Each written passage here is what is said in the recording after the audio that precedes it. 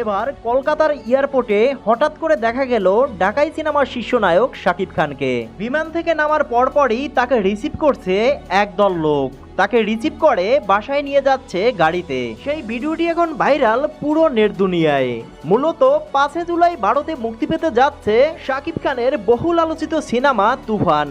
সেই সিনেমারই প্রমোশনের জন্য ভারতে গিয়েছে সুপারস্টার শাকিব খান, আর সেই ভিডিওটি ভাইরাল পুরো নেট দুনিয়ায়। কলকাতার এয়ারপোর্টে হঠাৎ করে শাকিব খানের এরকম লুক দেখে অবাক হয়েছে সবাই। আসন্ন ঈদে মুক্তিপ্রাপ্ত শাকিব খানের তুফান সিনেমাটি বাংলাদেশ সহ 12টি দেশে মুক্তি দিলেও মুক্তি দেওয়া হয়নি ভারতে।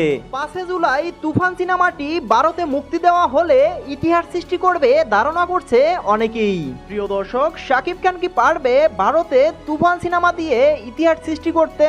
আপনার কি মতামত জানিয়ে দিন নিচে কমেন্ট বক্সে।